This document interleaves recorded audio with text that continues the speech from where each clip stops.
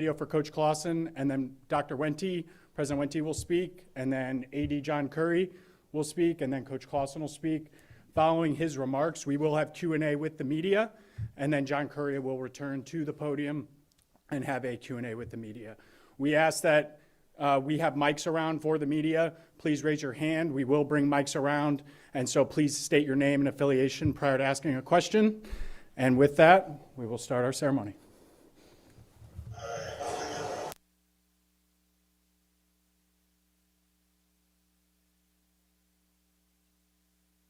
A very important announcement that I am happy to make. We have a winner leading our program now at Wake Forest University, Dave Clawson, and I am pleased to introduce him to you as our head football coach. Excellent. Thank you. Right now, I want everybody to take a deep breath and smile. Woo! First of all, I just want to say I am absolutely thrilled, honored, and humbled to be the new head football coach at Wake Forest University. We're in a great conference. We have a beautiful stadium. The opportunity to live in such a beautiful part of the country is truly a dream come true. When the position opened, I was really hoping that I could be a candidate for it. Dave Clawson, I really don't feel like he's nearly enough attention or respect for what he's done with this program. 7 consecutive bowl games. This really has become one of the more consistent programs in the ACC. Dave Clawson has done an excellent job at Wake Forest. I think it's looking at a player and not saying what he is, but what can he be. I really wanted this job. I want to be at Wake Forest. I think a lot of times people say, what is your goal? I think if you set your goal anything lower than being a champion, then you're setting the standard too low. We will work relentlessly to that goal until it's accomplished. Wake Forest gets one of the Seven's first bowl win since 2008. 55-point avalanche down the road in Charlotte for Dave Clawson. Wake Forest wins the Jared Birmingham Bowl. Dean Wiggins and Wake Forest will take the Pitt in the ACC Championship game. Wake Forest scores the game's final 24 points to win this one and matching the best record in school history. Celebration for Wake Forest in their 7th straight bowl. I don't know if I've ever been more proud of the football team. I don't know the heart, the guts, the fight. I'm so proud of you. We really am. I'm so lucky to be proud of us. I love you guys. I really do. I love you guys. And if I could freeze this moment in time and never leave it, I'd do it.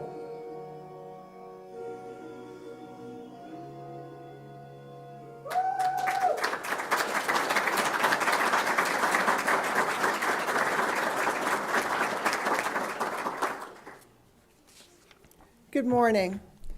As that video demonstrates, this is truly a significant day for Wake Forest and for our coach, Dave Clawson, for his family, and for everyone here who loves Wake Forest so dearly. As I remember well, almost 4 years ago, among one of my first official introductions was a meet and greet with Coach Clawson. And you can imagine the tough questions he asked me. But I left that meeting with two important impressions that have only grown stronger over time. First, our university leaders, our board of trustees, and our community takes college athletics seriously.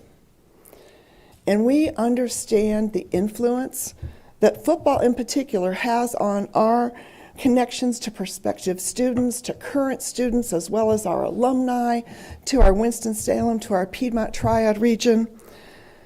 And we recognize the significant role that Wake Forest plays as this heartbeat and economic engine for our local economy. Second, I deeply appreciate how Dave Clawson embodies the very best of Wake Forest. Wake Forest is a place where education is personal, community is foundational, and our collective sense of purpose gives us a competitive edge. Dave lives these qualities in his leadership and how he has worked with our players and engaged our university community day in and day out. For Coach Clawson, education is personal. Dave is an educator at heart. I knew that from the moment I met him. He is nationally known as an innovator for his coaching strategies, his recruiting efforts, and he has imparted his passion for the game to his staff, to his players, to every single one of us. But to know Dave is to also know the passion he has for mentoring his players, our student athletes, to become leaders and upstanding citizens for wherever their career may take them. For Coach Clawson, community is foundational. His commitment to forming strong bonds with players, with staff, with alumni, with fans has created a community that transcends wins and losses.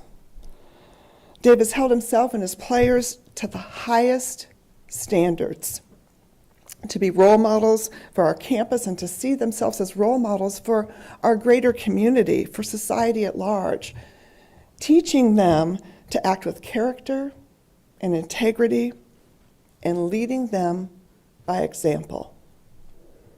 I was so impressed when he came to me in 2022, and he and his wife, Catherine, were the lead donors for a scholarship initiative that I had launched. Their gift has made it possible for even more students to benefit from the transformative experience at Wake Forest. The scholarship is available to any undergraduate, and they had a special preference for first-generation students and students from the Piedmont Triad region. Community is foundational. Finally, Coach Clawson knows purpose gives us a competitive advantage. Many of you, I'm sure so many of you, can probably recite his record even better than I can. You know the awards earned, the bowl games won, the individual player accolades, his own accomplishments and recognition. But what I know is how Dave has lived out the university's motto, Pro Humanitate, by leading a program that engages deeply in service and mentorship. Dave's leadership, service, and mentorship is leaving a lasting impact on our university in Winston-Salem as a whole. And in fact, I think Dave's embodiment of Pro Humanitate is what accounts for our competitive edge, our distinctiveness. And this is why I am so incredibly grateful that even though Dave will step away from coaching, he's going to continue working with us in his new role in incredibly impactful ways that only he can do. So Dave, I want to thank you.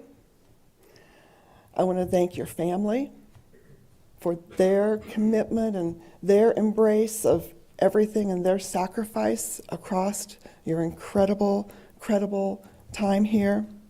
I want to thank you for the way you've represented Wake Forest and for your continuing commitment to our university community. I could not be more proud of everything that you've done and so grateful for your friendship and your partnership. Thank you, Dave.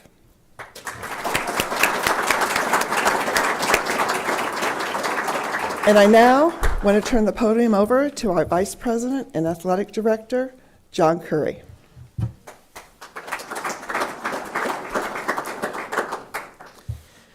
Well, thank you very much, President Wente. You know, it's ironic that we sit here in the Fox family commons because when our brand new president arrived on July 1, 2021, and obviously this is an esteemed academic institution, great history, and the first thing that happens is the athletic director showed up on our desk and said, "Hey, boss, we need to build a brand new football complex. Are we okay?" Right? And so the first decision she made was to approve us proceeding with this building. She did say, "Do you have the money for it, John?"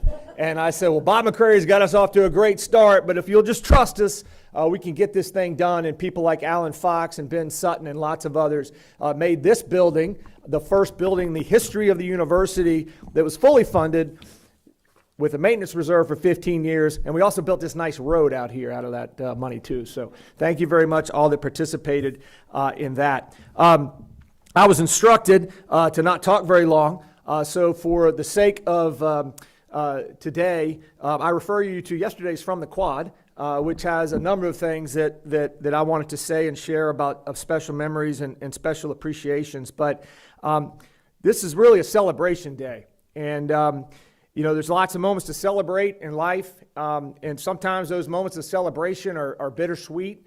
But today we celebrate Dave, Catherine, Courtney, and Eric Clawson, and how and how this family has become an indelible part of the Wake Forest family. Please give them a round of applause so I can catch my breath.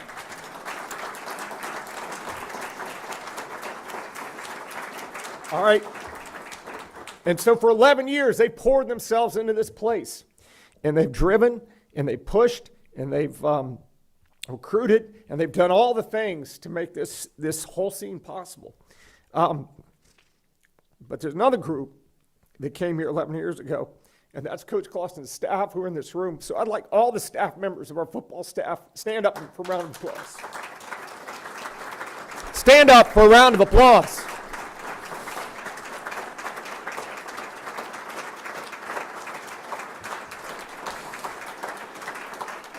All right, there's another person that's the reason we're in this room, and there's football coaching turnover, and the staff certainly knows about how that works in this world. Wake Forest University's had 2 football coaches this century, and that's because of Ron Wellman. Stand up, Ron.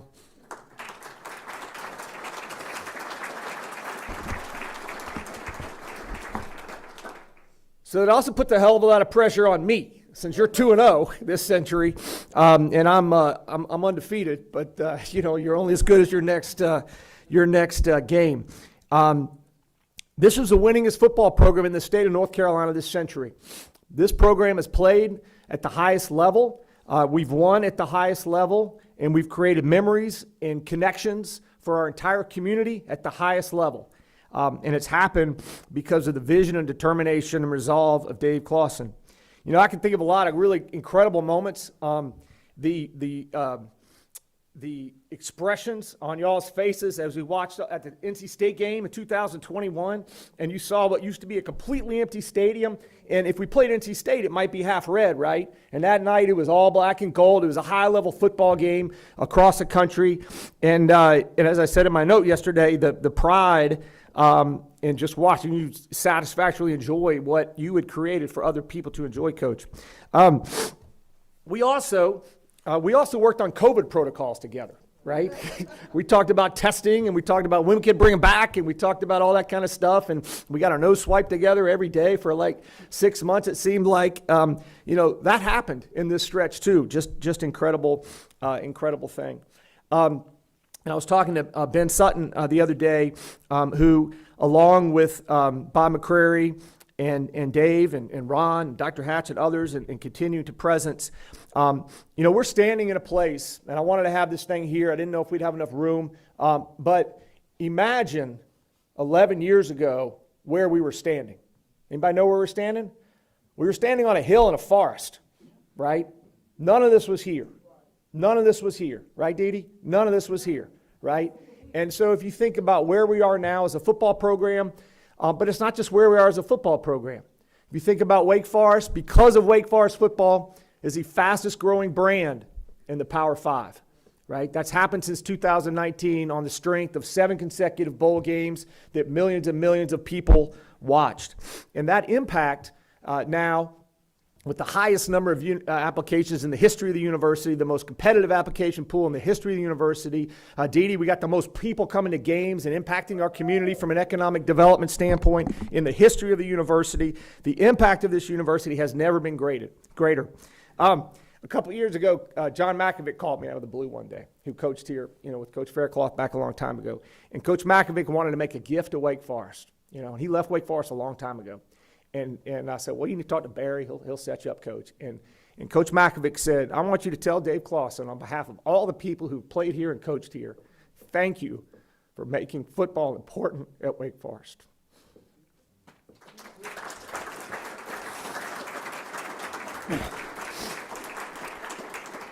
So going forward, talk about leadership. And I wish I could have been a better leader to change his mind over the last couple of weeks. But succession planning and succession is the ultimate test of leadership. And I believe Coach Clawson is making this decision in part out of his love for Wake Forest and to position our program for even greater heights going forward. He's truly a servant leader and has been for our program. As we welcome Coach Clawson to the stage and think about all these incredible times and the incredible times to come that he and Catherine and Courtney and Eric can enjoy with their Wake Forest family in a slightly less stressful environment, right? I just want to give a few details about his next position as special assistant to the athletic director, because we got a lot of things we got to work on around here, Coach, okay? It was a very intense negotiation. As you know, Coach Clawson is very specific about kinds of coffee, right, that he has. He said, hey, John, I don't even need to have an office. I can have a home office. And I was like, Catherine called, no home office. Got to be at somewhere else, all right? So we're going to work on that office. And then Coach Clawson said, one last thing, John. I'm not taking this if I still have to wear a tie. So please welcome the tieless Coach Dave Clawson.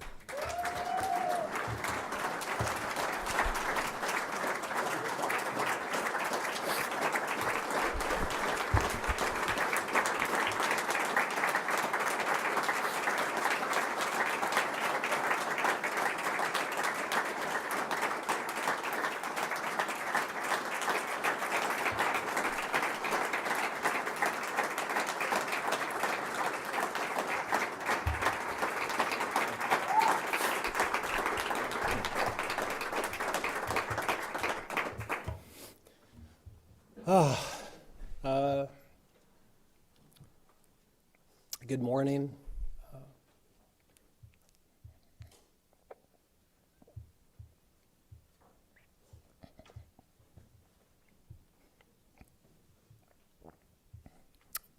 Thanks for all of you for making the effort to be here. My overwhelming emotion right now is just gratitude. In college football in 2024, to be able to spend 11 years at a place, at an institution that you believe in, and a community that you just have fallen in love with.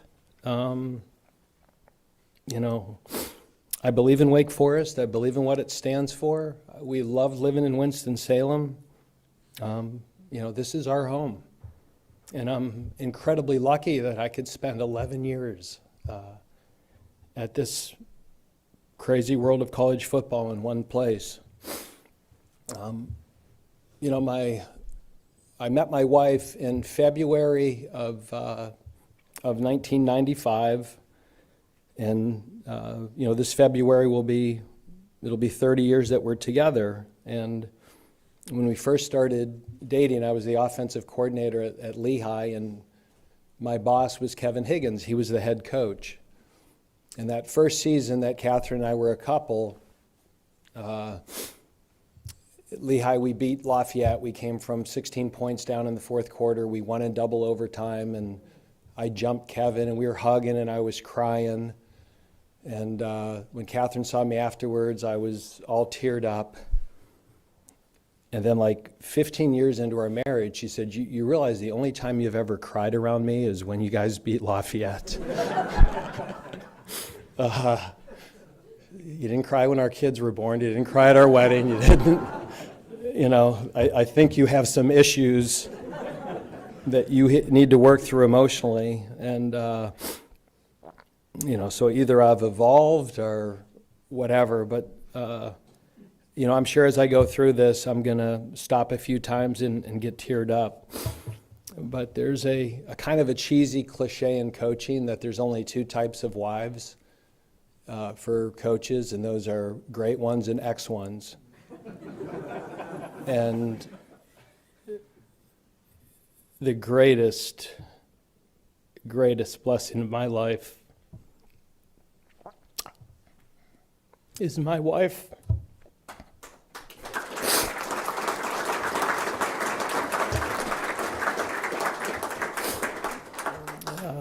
Catherine, as you know, is not a sports fan. She still doesn't know whether a football has air or feathers in it. But because she's that way, she's been such a great foundation that it was never about wins and losses. It was always about what was best for me and our family. And, you know, mostly because of her, we have just two incredible children, Courtney and Eric, that I'm so proud of. We're a very close family, and you have to be that way in coaching because, you know, the ups and downs of the profession are just so dramatic. You know, there's no average Saturday as a coach. You're either up here or you're down here. And to have the love and the support of a family that regardless of whether you're 11-3 or 4-8, they're exactly the same way. And, you know, they've made this whole journey worth it and worthwhile. And I never could have done what I've done or what we've done. And when you're a coach's family, like everything revolves around your job. Like even this weekend, we hosted 10 recruits at our house, and Catherine is the hostess and getting people coffee. And even if I was debating of whether I was going to keep doing this or not, and that's been every weekend of our lives for 27 years of our marriage. It's either a football game, it's a recruit, it's an alumni function. You know, it is a all-in profession with your family, and there's a lot of sacrifices. There's a lot of piano recitals or dance recitals or tennis matches that I've missed, and I regret that, but there was never any bitterness from my family. They were nothing but supportive. I remember when Courtney was like 6 years old, and I was at the University of Richmond, and our family dinners would be at restaurants with recruits and their families. That was our family time together. And so I'm really looking forward to be able to spend time with my family without worrying about what recruit is texting or what's going on with the player. You know, there's a lot of things I'll miss, but I'm really looking forward to being a better husband, a better father, hopefully a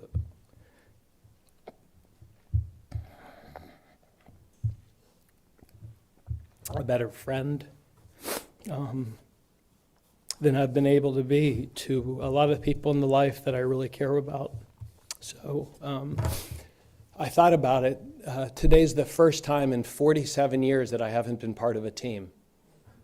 That from youth football to high school football to college football and 36 years of coaching, I've always been part of a team. And so it's a little scary today that I woke up and, you know, even though I'll still be at Wake Forest, I'm no longer part of a football team. But, you know, what a great journey it's been. And again, the best part of it was, and it's all been great, but to be able to spend 11 years here is certainly the highlight. You know, what will I miss? You know, it's always about the people. This is a great institution. It's a beautiful campus, but a place is only as good as its people. And, you know, I said this to our team many times, that the reason I coach football is about the relationships, the moments, and the memories. And the relationships, whether it's with staff, administrators, players, it's those relationships that allow moments to happen, and the moments become special memories because of who you do it with. And there are so many people that I want to thank, and I know people it would take too long, but I'm really, really grateful to our coaching staff.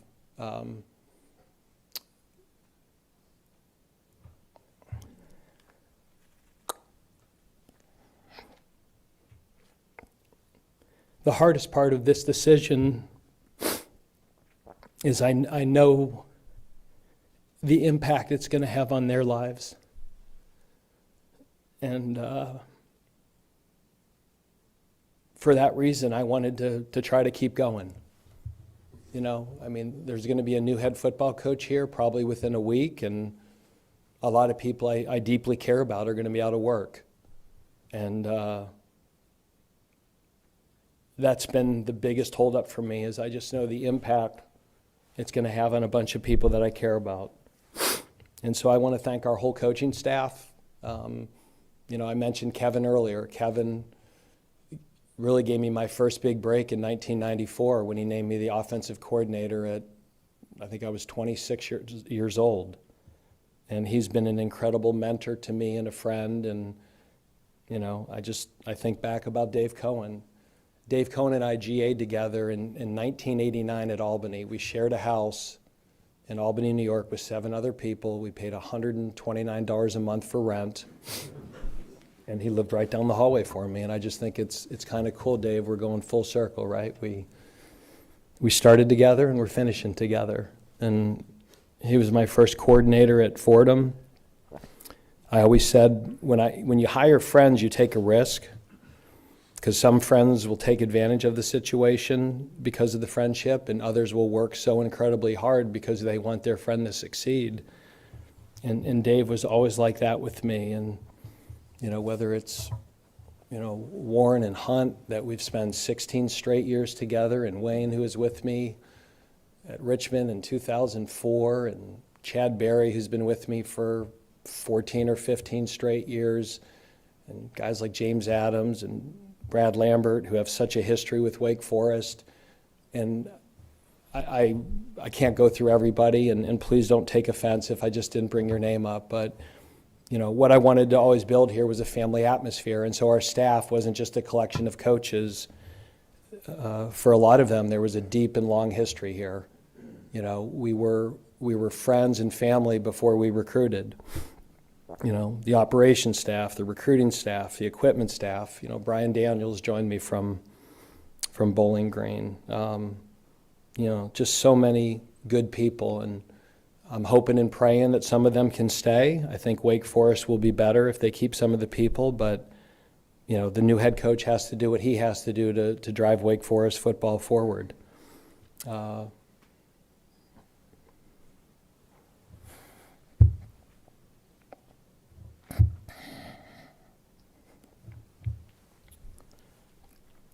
Ron Wellman, thank you.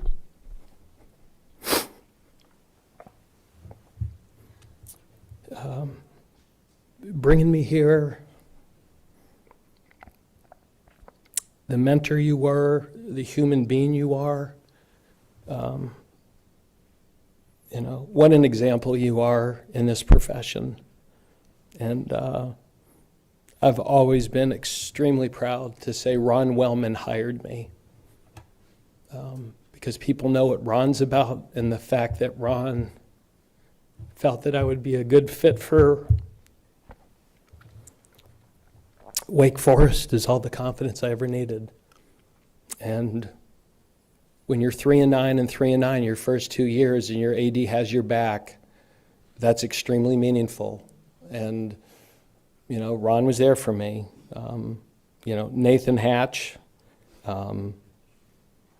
Nathan thinks he knows a lot more about football than he really does. He always had ideas for plays, and I tell him, you stick to being the president, I'll stick to being the football coach.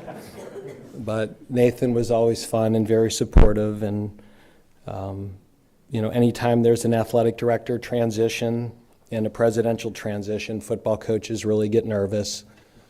And I would say my partnership with John Curry has been really, really good. John's been supportive through good times and bad. John and Susan made it very clear to me that they wanted me to stay on as the head coach. They wanted me to continue. They never, ever felt like, you know, Dave, it'd be nice if you stepped aside. And again, that's easy to do those things when you're 11-3, and it's harder to do when you're 4-8. And I did always feel like they had my back.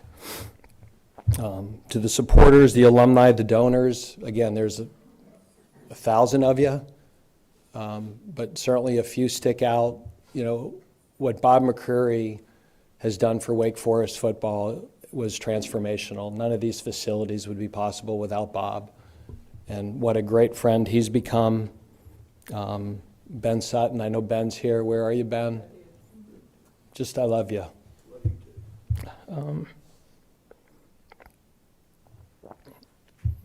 Ben and I had dinner about 10 days ago, and I told him I was considering doing this. And he gave me a little sales pitch, and then kind of realized where I was at, and then he just made the relationship feel unconditional. Dave, whatever you do, we're friends. We're going to stay friends. For Wake Forest, I'd love you to stay, but if you feel it's best for you, nothing's going to change. Alan Fox, I remember having dinner with you, I think my second night on the job, that we went down there, and we've hung out in Houston together, and you helped book trips for me overseas. What a great friend you've been. You know, Don Flo is somebody that I've talked with and has become a really good mentor. And so when you get to this point, you know, you involve a lot of people. But the main group I want to thank, and what's always been my why, is the players. I didn't play football at Alabama. I didn't play in the NFL. I played at a small Division III school called Williams College. That the athletic experience there was very, very integral to the educational experience. And when I got into coaching, it was, do I want to be a teacher or a coach? And I thought coaching was a subject that the students choose to do, so your ability to have an impact is greater. And when that journey started, I never thought I'd be at a Power 4 school and coaching on national TV. You know, when my career started, if someday I could have been the head coach at Williams College, that would have been an ultimate career goal. But everybody, the players at Fordham, the players at Richmond, the players at Bowling Green, and the players at Wake Forest, thank you. Thanks for choosing to play for me. Thanks for the impact that you've had on my life and my family's life. And the hardest part of stepping away is we'll still have relationships, but they're forever different. When you don't have that daily interaction, it changes. So although I'll stay involved, hopefully, with the players and former players, you know, the second they leave, the relationships and the dynamics change. But I'm grateful to every single one of you over a 25-year head coaching career. 11 years ago, I came to Wake Forest, and I wanted this job over other jobs. And the reason was I really believed the academic, the player development, the value we could add to players' lives would allow us to build a championship program. All the reasons Wake Forest supposedly couldn't win were the reasons I believed we could win. I thought there was value in high-level academics. I thought there was value in a small school that had a strong sense of community. I believed all these things could allow us to build a championship program. And 11 years later, I walk away very proud that, you know, after 7 bowl games and 5 bowl championships, an Atlantic Division championship, I think if you watch my press conference from 11 years ago, our staff and I did what we said we would do. And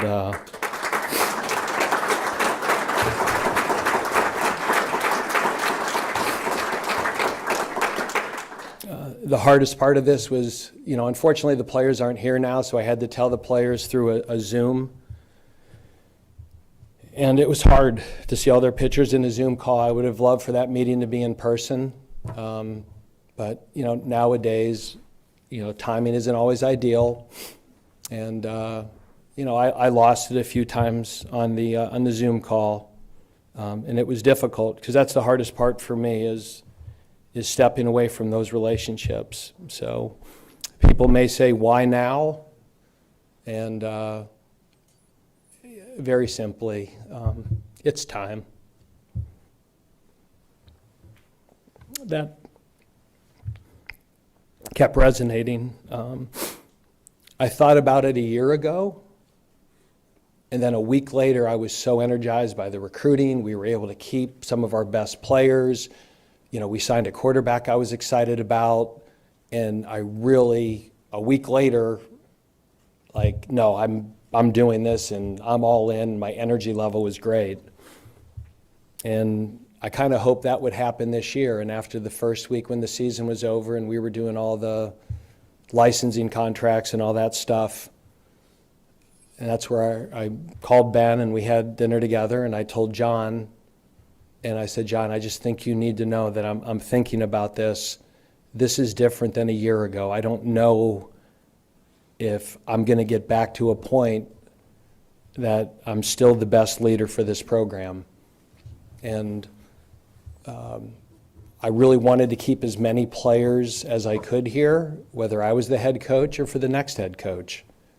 And hopefully we can do that. I think we've added some transfers. I haven't stopped working. I was hosting a bunch of recruits on Sunday. But it's time.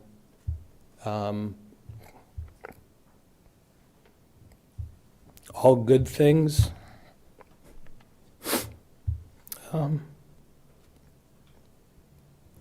must end. And this hasn't been a good thing, it's been a great thing. My health is fine. I had rotator cuff surgery last week. That has nothing to do with me doing this. I'm sure Dr. Hubbard's going to be pissed off I'm not wearing the sling right now. I appreciate, again, our administration that they allowed this to be my decision. And part of the reason I wanted to do it now and have it be my decision is that when it is your decision, it allows you to continue in a role at Wake Forest. And I care about this institution. I'm going to support the next head coach, whoever he is. And one of the things John said when I told him this a week ago, he said, do you mind if I start vetting and talking to candidates now? We want you to be our head coach, but if you decide not to do this, to keep the football team, it's not fair to have a big break. And I said, John, by all means, your job is to get the next best leader for Wake Forest football if I don't do this. And so people are going to say, boy, you guys are behind. You know, John and his administration have been reaching out to candidates for over 10 days. So I don't want to speak for John, but this search is probably further ahead than people realize. And again, he said, I will not do this, Dave, unless you're okay with it. And I said, John, absolutely. You got to do what you got to do and what's best for Wake Forest. And so when it comes down to it, I truly believe it's time for new leadership. And the bottom line is right now, this is somebody else's job. I think the future of Wake Forest football is very bright. I've made no secret that the last 2 years have been very frustrating. I think the transfer portal and name, image, likeness have made this job more difficult. However, the advent of revenue sharing is going to make this job much better again. And so Dr. Wente, the board, John, the next head coach is going to have a lot more money to be able to work with and maintain a roster and build a program. And it's going to be a process. I think whoever comes in next, you guys were patient with me, you're going to need to be patient with him.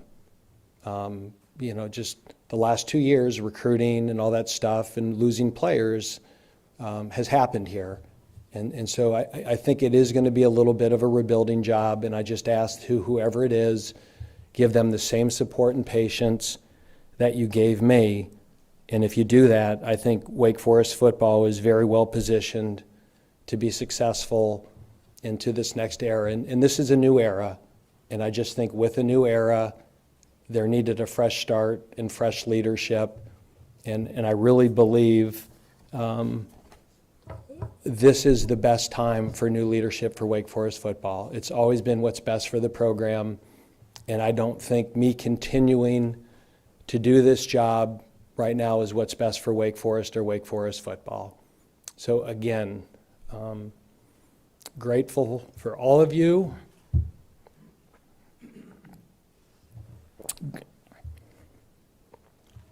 Grateful for every player, person I've had a chance to interact with.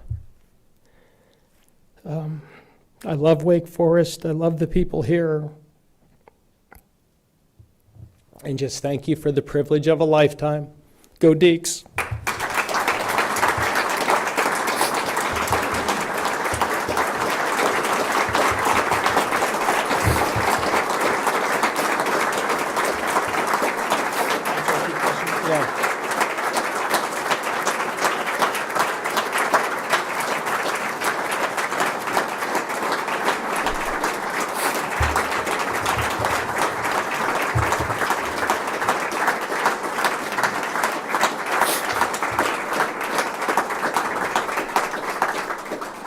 All right, we've got some mics around the room. We will get to each media individual who wants to ask a question. We've got time for a little bit here, so we'll start with Ear and Beard on the right. KJ to your left. Aaron Beard with the AP. Tony Bennett at Virginia has recently gone through a well before retirement age departure, saying might be the right time for a new change and new era. Did you look at that, and when you were kind of mulling things that, you know, you're talking about this is the right time and all the changes in college athletics, did that one sort of feel similar to you in that regard? Yes. I don't know Tony Bennett well. I had a chance to visit with him at ACC meetings last year, and we had probably a 10-minute conversation outside of an elevator, and we had a very frank discussion about how we enjoyed coaching in an era that you don't have four-year relationships, and everything is much more transactional. And you know, I think when he stepped down after I heard that conversation, I wasn't shocked, and I'm sure when Tony sees that I stepped down today, he won't be shocked. I tried to embrace it. I tried to fight through it. I tried to get a new mindset with it. I could do it. I just don't want to do it. It's really where I am. It's not the way I'm wired. It's not how I build programs. It's not why I got into coaching. And you can't do something successfully, and it's not fair to the players or the institution if you're doing something that your whole heart and soul isn't into. And so I did not want to do this. I did not want, you know, in my perfect world, I'd be having this press conference in 3 or 4 years. But I just looked at kind of where the industry is right now, and I just felt it was time. And there's nothing wrong, well, I shouldn't say there's nothing wrong with it. I think players getting paid and compensated, I'm all for it. Just a system that every single player, every single year in your team is a free agent.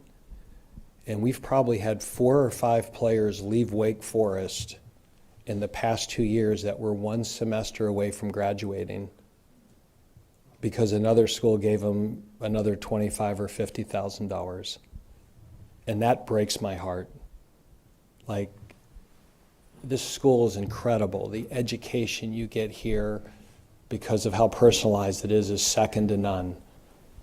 I mean, I truly believe that this place is transformative, and you know, to see 21 and 22-year-olds leave 14 credits short of a degree here because they're going to get $25,000 or $50,000 more at another school, and the promise of a different role that a lot of times doesn't materialize, is heartbreaking to me, because they don't realize at 22 the impact that that's going to have in their life in their 30s and their 40s. And so it's become more transactional. I think it's good they get paid. I think the product on the field at the places that have $15 and $20 million to pay their players has probably never been better. The sport is incredibly popular on TV. And so a lot of people will say the industry isn't broken because of the financial success, but that isn't the reason I got into this. And so a lot of the things Tony said certainly resonated with me. Skip on the right.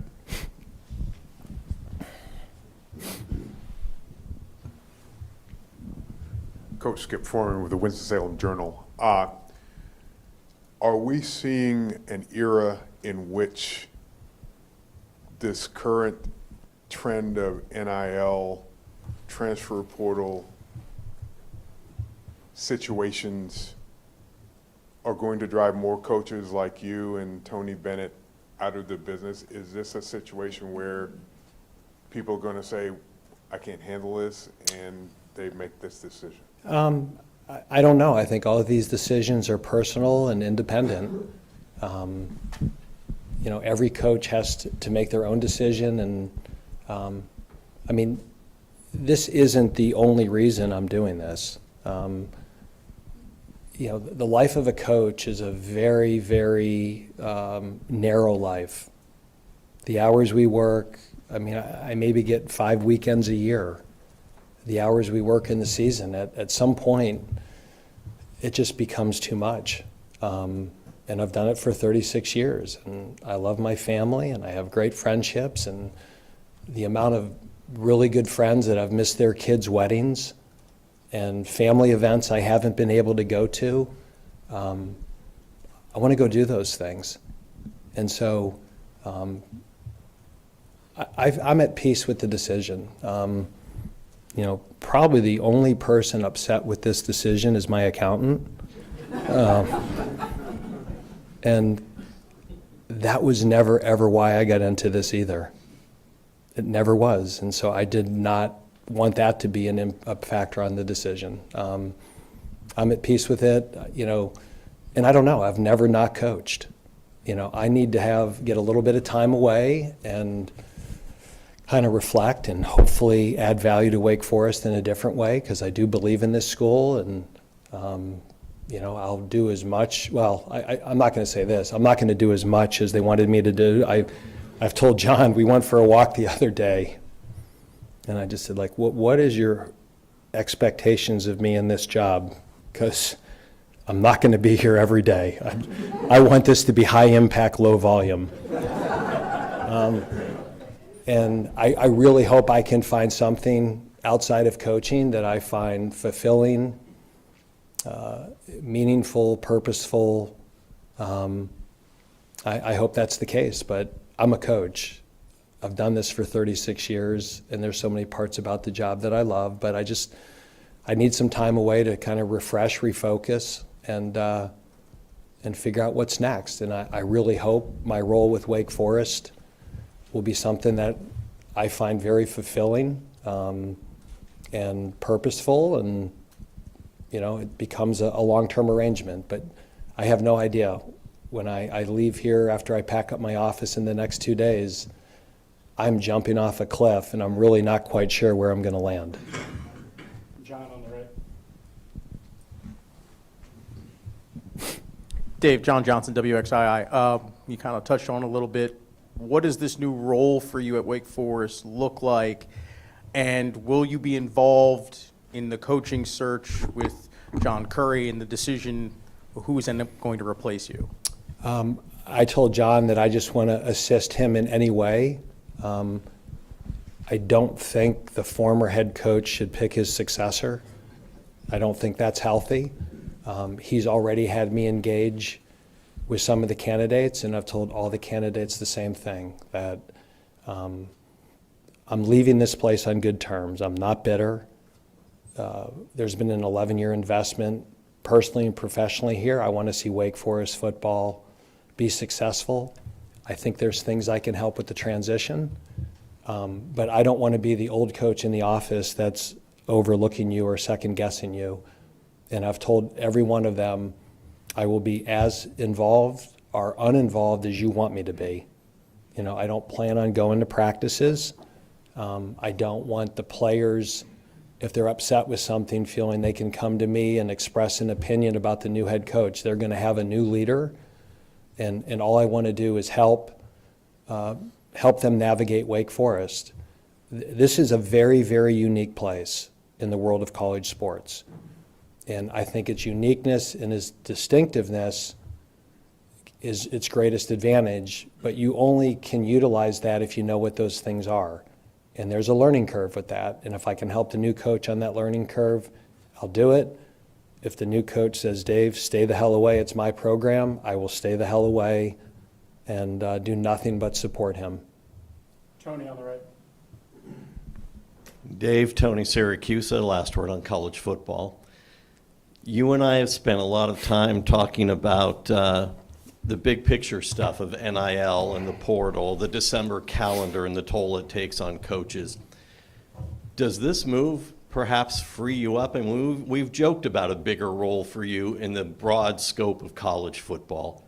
Does this perhaps free you up to take on some bigger picture and changing the way the systems work? Again, Tony, I've just jumped off that cliff. I'm floating somewhere. I have no idea I'm gonna end up landing right now. The last 4 months of my life have been dedicated to try to help Wake Forest win football games, and the last 10 days of my life have been dedicated to make a decision that I feel is in the best interest of Wake Forest football. I love college football. I love what the game of football has meant to me and my family and my life, and I'd certainly love to be able to help it get to a better place than it's in right now. College football, college sports right now is not in a healthy place. And, you know, basically what the courts have said is what we've done for the last 140 years is illegal. And, but I think for a role like that to ever have any meaning and rather be anything more than ceremonial, you know, conference commissioners are going to have to be willing to give up power, and I don't see that happening in the near future. So yes, I would love to help college football, whether it be with the NCAA or the ACC, and be an advocate for all the great things in the game and get it to a healthier place. But there's got to be people at the top of the power structure right now that also want that. And we'll see if that evolves over the next 3, 4, 5 years. So if you become in charge of college football and you want me to be the commissioner, I'll listen. But again, I'm just jumping off that cliff, Tony. We'll see what happens. Connor, on the right. Connor O'Neill with Deacons Illustrated. Dave, when you kind of broached this a couple questions ago, but when you're going through your statement and reading off the reasons why people thought you couldn't win at Wake Forest and why you thought that those are the reasons you could win at Wake Forest, are those reasons still applicable with how much change has occurred in college football and college athletics over the last 2 to 3 years? I do believe Wake Forest can still win, Connor. And before NIL, you know, to me we always said 3 things: that I wanted players with the ability to play and help Wake Forest win in the ACC level. I wanted players who were committed to graduating, that academics was important to them. And I wanted players that were high character. This is a small school. The bad character kids stick out like sore thumbs. And I'm very proud in 11 years here. I've never had one player ever fail out of Wake Forest. We've avoided scandals, different controversies, you know, and one of the reasons it was really important that I stay at Wake Forest, that I want people to know that there's nothing in the background that's going to pop out in the next month that's forcing me to do this. But the next piece of all those great advantages Wake Forest has is you now need money. You can't do this without money. And the last 2 years, we've had very, very little money. And because of revenue sharing and the commitment that Susan, the board, and John are making to football, the next head coach is going to have enough money and resources to help support all those other great things about Wake Forest. So if I was 10 years ago and the head coach at Bowling Green and just won a championship and I got offered the Wake Forest job, I'd sprint here again, okay? And whoever, this job was a great job for 9 years. The last 2 years, the job became more difficult. The next head coach is getting a better job because of the commitment made, the facilities we had. So yes, I firmly believe Wake Forest can be successful. Now, again, be patient with them, because the last few years, our recruiting, due to the lack of NLI resources, wasn't as strong as the other classes. So you need to give them a little bit of time, but there is an infrastructure and a support mechanism in place that, and again, if I felt I had 3 more years in me, I'd keep doing it. I feel it's somebody else's job. So yes, Wake Forest can win in football. A couple more guys. We'll start with Josh on the right. Josh Graham, WSJS. Coach, this sounds like a retirement press conference, but I haven't heard you say that. Do you feel as if you're retiring from coaching? Like, do you expect that you're ever going to wear a tie again? I don't know. That's the honest answer. I've never not coached for 36 years. And I'm a coach, and I love coaching, and I love the relationships with players. But I also hope, like I said earlier, that I can find fulfillment, enjoyment, satisfaction, and purpose in other ways, in a way that doesn't require me to work 7 days a week, 16 hours a day. But like, I don't think you don't ever say never, but that right now isn't my intention. I am not going to coach anywhere next year. I am going to take the next year off for sure, and hopefully get a lot of time with my family and friends, and do things that I haven't been able to do for 36 years. And I really hope that this new role that I have with Wake Forest, that I find very purposeful and meaningful. And I pray that I can evolve in a way that I don't need to do that. But for me to get up here and say that right now, I can't say that with any certainty. Go there on the right. Coach Kevin Conley, Fox 8. Congratulations on a great career. You talked about the decision process and how you've thought about it for several years, but can you take us to the aha moment when you said, I'm ready to go? I mean, it hasn't been several years. It's really just been the past season. And my family's my foundation, and my faith is also my foundation. I'm a practicing Catholic. I go to church every week, and the Sunday before the season started this year, I went to St. Leo the Great. I got in the top pew. I got to Mass early, and I got my knees, and I prayed hard that this season would give me clarity of what I should do. And I think this year I've been given clarity. And so, between having a great family, having a strong faith, I'm really at peace right now. I don't know if I answered your question or not. But I don't want the impression I've been thinking this about several years. I thought about it last year for about 48 hours, and that quickly passed. But this last year was challenging, and I know at times my press conferences probably weren't as positive as they've been in the past, and I recognize that, and I don't think that was good for anybody. And so again, that kind of, but I guess to me the aha moment was, what if Wake Forest did bang, bang, bang, bang, all these things you said you wanted? If John or Susan had given me that last week, I don't think that would have changed anything. I just felt the best thing for Wake Forest football is they have new leadership and they have a fresh start in this new era. And for me to continue doing this just to hang on to something was not in the best interest of me, my family, or the university, or our players. We'll finish with Les over here on the right. Les Johns, Demon Deacon Digest. Les, I know you very well, but I'm glad you're introducing yourself. Dave, I just have to wonder, how much did your phone blow up yesterday from former players? How many memories did that stir in your mind about good moments you spent with those guys? And what will you take away from the last 11 years that will stick in the top of your mind as some of the greatest memories of your tenure here at Wake Forest? Okay, so that's a long question, Les. So first of all, as a coach, anytime you win a game, I usually would have between 150 and 200 text messages. anytime we'd lose a game, I'd usually have 2.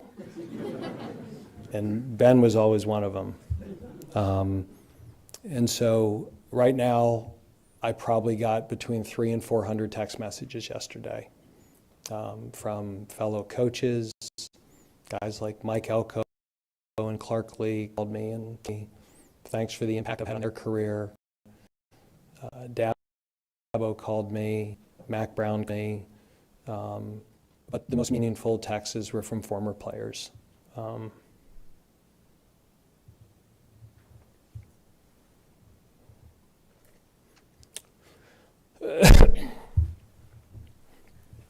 Players telling you that they love you, thanking you for the impact you've had, and how they're different people and at different places in their life because of the experiences they had at Wake Forest or Fordham or Richmond or Bowling Green. You know, Bowling Green players reached out to me. John Wolford reached out to me. Cam Serenay reached out to me. You know, I have about 268 unreturned text messages right now. I got back to about 100 of them yesterday, and I'm going to get back to every single person who reached out. And so, again, Les, to me, like, the most meaningful thing are the relationships, because, you know, winning is ephemeral. It's a brief moment, a brief shot of adrenaline, and then those moments wear away, and it's the relationships that last. But certainly beating NC State in 21 in front of that crowd was a highlight. Beating Texas A&M in the Belk Bowl was a highlight. Winning the ACC Atlantic up in BC in 21 and being able to share that moment with Alan and Bob and Ben and holding the trophy with them, and for them to see what their investment made to the players on the team, because that's why they do it. They don't do it to have a name on their a building with their name on it. They do it for the impact it'll have on the young men, and for them to see firsthand, because of what you did, this happened. That was powerful. And so, again, in even the hard times, the gut-wrenching losses, you know, those experiences bond a group together as well. So there's so many of them, Les, and you guys have all sat so long, and I'm sure you're tired of hearing me speak. So I think this is a good way to wrap it up. But again, thanks to all of you. Zero bitterness, all gratitude. Thank you.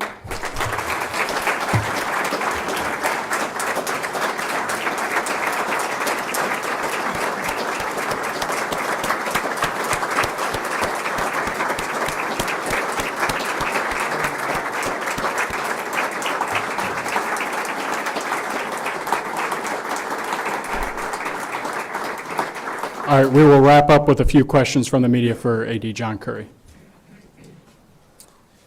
Well, thank you, Will, and thank you, Coach. And just for everybody, we're just going to take a couple so we can move on to celebrating Coach Clawson. I do have a public service announcement, though. You heard him reference a rotator cuff injury. Let's not have any bear hugs, right shoulder blows, or anything like that, okay? No claps on the back here. We got to get him on the golf course soon. Go ahead. We'll start with Cam on the right. Cam Lemons, 24/7 Sports Team Digest. John, in your opinion, what's the most important quality when you're deciding who's going to succeed someone that's had 11 years of success here? Right, Cam. Well, thank you very much. First of all, I'm going to have to work with the special assistant on message discipline about coaching searches. We don't talk about coaching searches until they're concluded, and we introduce our next coach. And let me just say that we did not have a coaching search until about 2:30 yesterday afternoon when Coach Clawson came to this office and I made my last final pitch.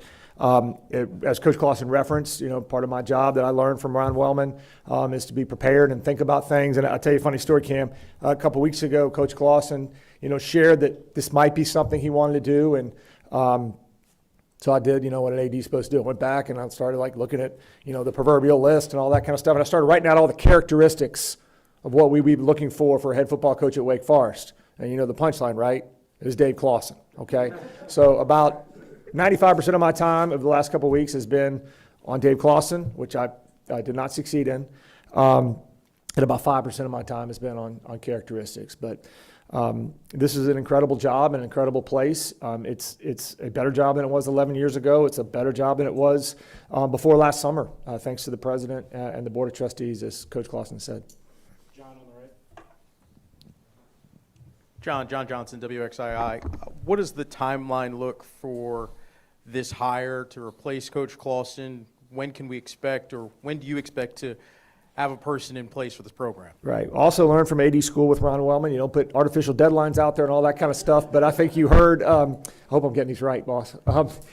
I think you heard what Coach Clawson said, that it's my job to be prepared and with the president's support.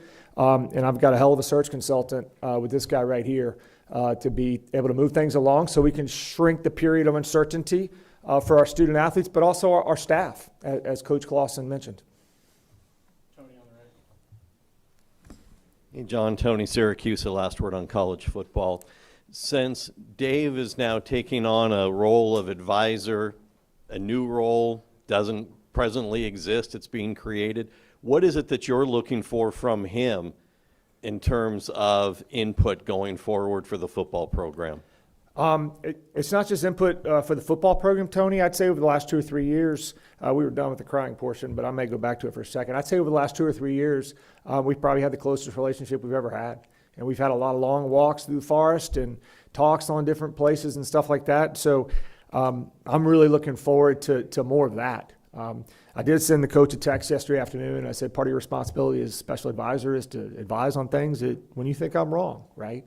And I'm fairly confident from my 6-year experience, when Coach Clawson disagrees with me, he will tell me directly, kindly, eloquently, as you've heard right there. I did say when he first said, well, why don't you just be athletic director and I can just get on the road with Barry and Piscatelli and spend time with all our people, right? And Dee Adams and build some stuff, right? But he said he did not want to be an athletic director. So we'll see if that holds true. We'll do 2 more, Josh, and then let's. John, Dr. Wente made a point saying that Dave Clawson's tenure proved how seriously you guys take athletics. Obviously, revenue sharing is going to be a conversation with the next coach. Is Wake committed to spending to the cap for revenue sharing? Yes, absolutely.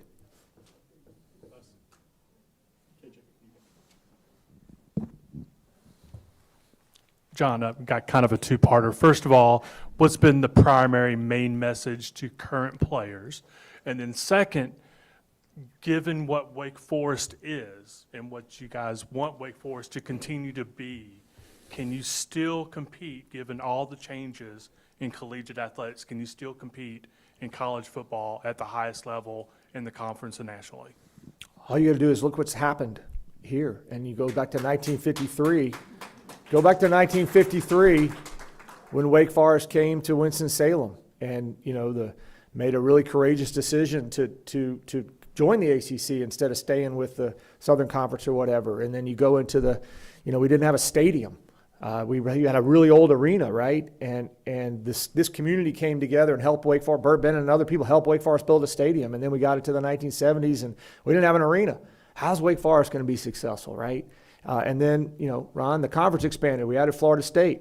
How's Wake Forest ever going to be successful? Well, hell, we beat Florida State 3 out of the last 4 years, and it would have been 4 out of the last 5 years, but they ducked us in the COVID year, right? So, if you look at where Wake Forest is and the distinctiveness of Wake Forest and all the attributes, where we are in the state of North Carolina, aligned leadership, but I'll go back to that distinctiveness. There's a lot of same out there, right? And Wake Forest isn't for everybody, and everybody's not for Wake Forest. But it's been proven here at different eras and different times with the right leadership, the right support, the incredible fans that we have now. You think about, I remember Jordan Jerry talking about it. I don't know, Jordan's in here somewhere. When I first came, how many fans do you think we're going to have for that first game? Not that many. But what this group has done is created fun for the whole campus coming out of COVID, creating fun for all these people. So this is a fun place. We got a great town. We're right in the middle of the 3rd fastest growing state in the country. We got a great sports dynamic, sports resource. There are a ton of great football players around here who are also good students.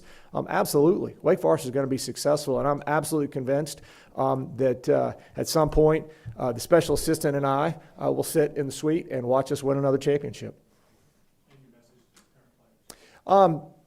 Thank you, Les, for bringing me back on track.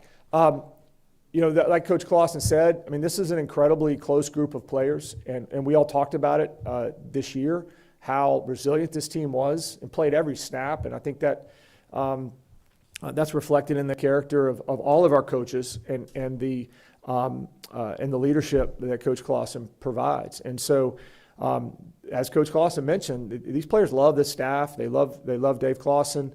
They appreciate Wake Forest, and so it was a shock, I think, to most of our players. I know I saw a few of them that are here. So our message to them is stick together. The same thing Coach Clawson says after every practice, every game: stick together. We will move very quickly to try to shorten that period of uncertainty. We're committed to all these players to be part of Wake Forest, and I appreciate. I've talked to, I don't know, probably 10 or 15 players last night by voice or in person. I've probably had messages. Kate Ruley was kind enough to send a little questionnaire to all the players for me, and I've probably got 50 responses back about different aspects of what they love about Coach Clawson, et cetera. So I'm really proud of this group, these student athletes. I was with Sailor Breckenridge about 2 weeks ago, the president of the Faculty Senate at Wake Forest, and an esteemed a sociologist, right? And he started talking about one of our players. I won't identify him, but a defensive tackle, and how this defensive tackle had been in his classes. And he just talked about how the football players at Wake Forest, that Dave Clawson has brought to Wake Forest, regardless of the background they come from or the position they play or what they look like, they've been additive to the Wake Forest University community. And if you think about a search challenge, you know, we have to have somebody that believes that's how it's supposed to be. All right, thanks, John.